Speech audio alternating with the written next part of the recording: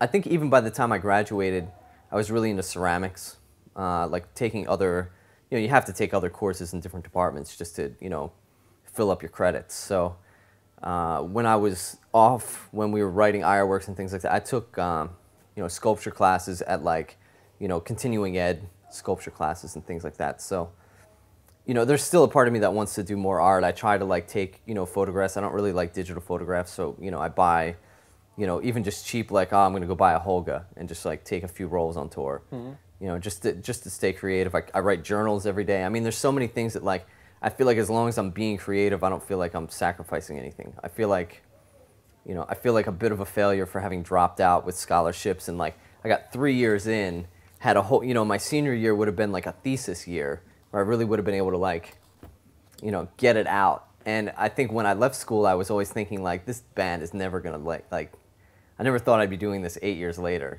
So I was like, I'll go back, and I'll finish my thesis then, and by then I'll have toured a couple years and I'll have more to put into my art, and I'll have seen all this architecture and things like that. And then now it's like so distant, where if I were to go back to school, I'd almost feel like I'd really want to go back for like law or like...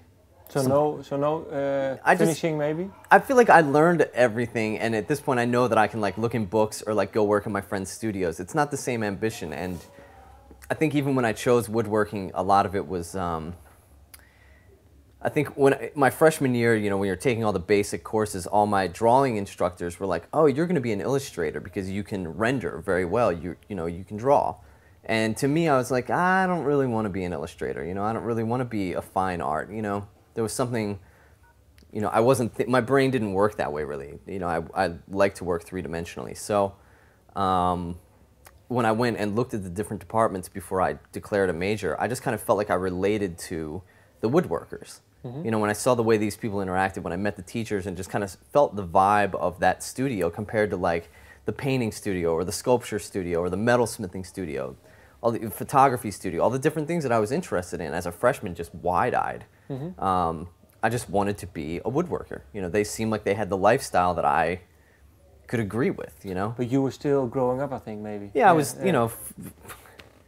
14, 15, something, maybe a little, 16, 17.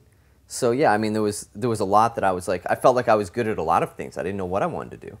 And I'm thinking like, what's going to be a good career? But I think it was the same with, playing bass too, where when I was younger, like 12, I kind of liked drumming. I thought maybe I wanted to be a drummer, but then I realized that all the bands I was into, like Chili Peppers or Primus or Faith No More or whoever, Metallica, early Metallica, like that I related to, like the Cliff Burtons, the Flea, the Les Claypool, like that was the guy in the band that I thought was like... How, why? What did they have? Who knows, you know what I mean? No, maybe if you...